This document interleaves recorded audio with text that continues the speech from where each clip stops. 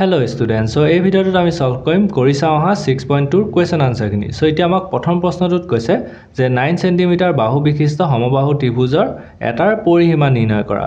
So এতিয়া কোৱেশ্চনটো first আমি লিখি লওঁ। সো এতিয়া আমি জানিব লাগিব যে সমবাহু ত্ৰিভুজৰ পৰিসীমা ওলোৱা ফৰ্মুলাটো কি হয়। সো সমবাহু ত্ৰিভুজৰ ফৰ্মুলাটো হৈছে যে 3 পূৰণ বাহু হয়।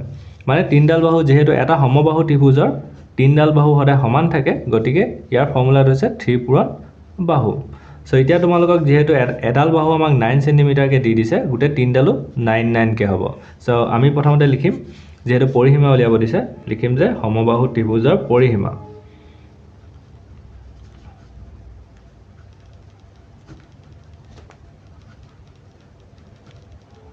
পৰিসীমাটো হৈছে 3 পূৰণ বাহু।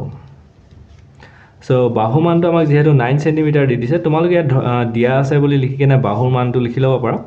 সো পৰিসীমা হৈ গ'ল 3 পূৰণ বাহু। বাহু মানে হৈছে 9 সেন্টিমিটাৰ। সো এতিয়া পূৰণ কৰা 9 3 গুণ কিমান হয় 27 সেন্টিমিটাৰ।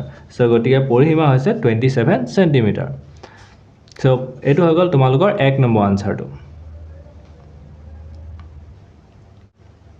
সো ইয়াৰ পিছত আমাক কোৱেশ্চন নম্বৰ 2 টোত কৈছে যে 54 সেন্টিমিটাৰ পৰিসীমাৰ সমবাহু ত্ৰিভুজৰ এটা বাহুৰ মাপ নিৰ্ণয় কৰা। মানে ইয়াত তোমালোকৰ ত্ৰিভুজটোৰ সমবাহু ত্ৰিভুজ মানে গম পালে তিনডাল বাহু সমান থাকিব।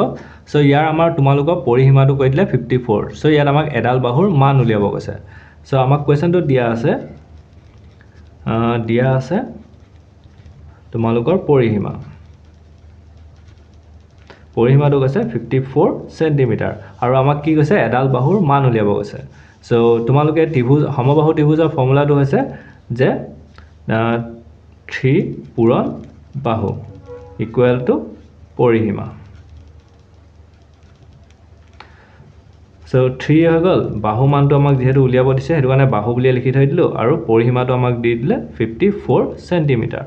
সো এতিয়া তোমালোকে বাহুটো এফালে থৈ দিলোঁ, নাম্বাৰটো সমান চিহ্ন এফালে লৈ যাওঁ, এফালে আছে 54 সেন্টিমিটাৰ, এফালে 3টো পূৰণ হৈ আছে, সমান চিহ্ন এফালে গ'লে হৰণ হ'ব।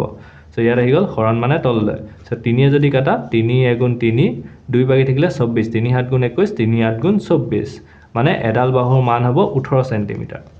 সো ইয়াত লিখিম বাহু ইকুৱেল টু 18 সেন্টিমিটাৰ। সো ইয়াত তোমালোকক কি উলিয়াব দিছিলে এটা বাহুৰ মান উলিয়াব দিছিলে। সো এটা বাহুৰ মান হৈছে 18 সেন্টিমিটাৰ। এইটোৱে তোমালোকৰ আনসাৰটো হয়।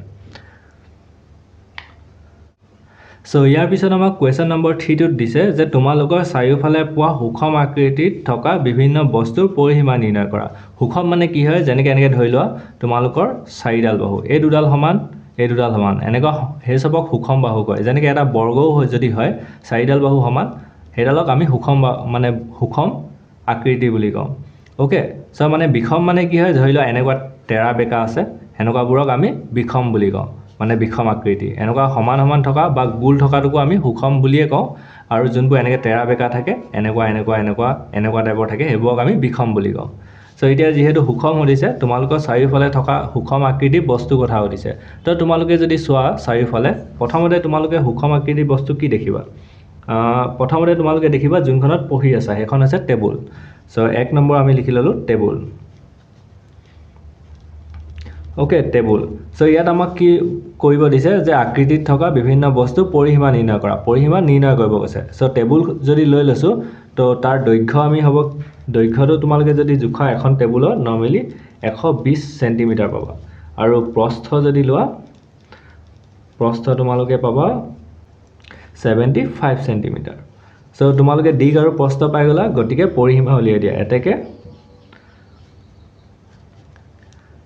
টেবুলৰ পৰিসীমা। টেবুলখন হৈছে আয়ত আকৃতি, অৰ্থাৎ ফৰ্মুলাটো আহিব 2 পূৰণ দৈৰ্ঘ্য যোগ প্ৰস্থ।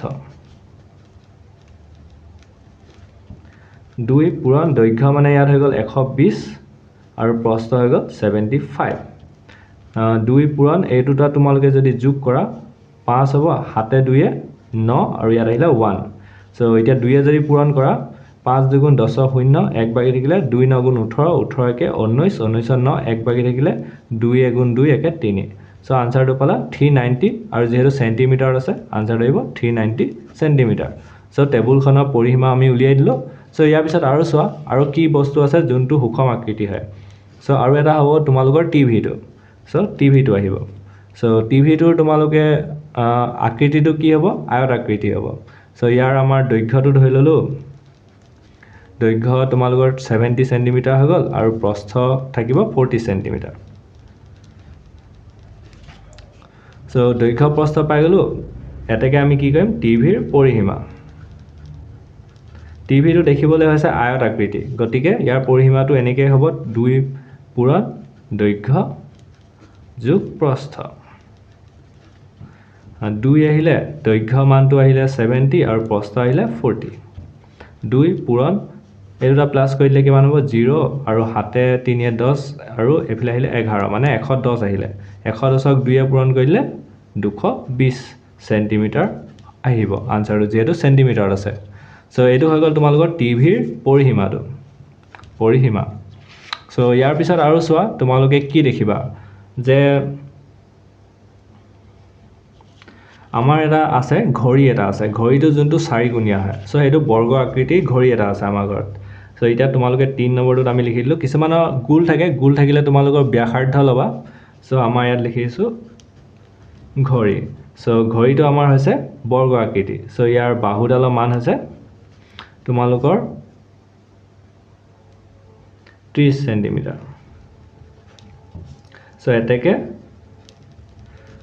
ঘড়ীটো আমাৰ কি হৈছে বৰ্গ আকৃতি দেই বৰ্গ আকৃতি আৰু কিছুমানৰ ঘড়ী গোল থাকে এনেকুৱা গোলো থাকিব পাৰে আমাৰটো 4 গুণীয়া হয় সো 4 গুণীয়াটো হ'লে তোমালোকৰ বাহুডালৰ মান ল'ব লাগিব আৰু গোল থাকিলে ইয়াৰ পৰা ব্যাসাৰ্ধ মানটো ল'ব লাগিব সো ঘড়ীৰ পৰিসীমা হ'ব 4 পূৰণ বাহু যেহেতু বৰ্গ পৰিসীমাটো হৈছে 4 পূৰণ বাহু সো 4 আহি গ'ল বাহু মানে হৈ গ'ল 30 সেন্টিমিটাৰ সো 4 3 গুণ 12 অৰ্থাৎ 120 সেন্টিমিটাৰ হৈ গ'ল ঘড়ীটো পৰিসীমা এনেকৈ আমি তিনটা উলিয়াই দিলোঁ তোমালোকে আৰু যদি বস্তু পোৱা আৰু উলিয়াই দিব পাৰা নৰ্মেলি তিনটা বা চাৰিটা কৰি থলে হৈ যায় সো এইটো হৈ গ'ল তোমালোকৰ 3 নম্বৰ আনসাৰটো সো ইয়াত টোটাল এই তিনটাই আছিলে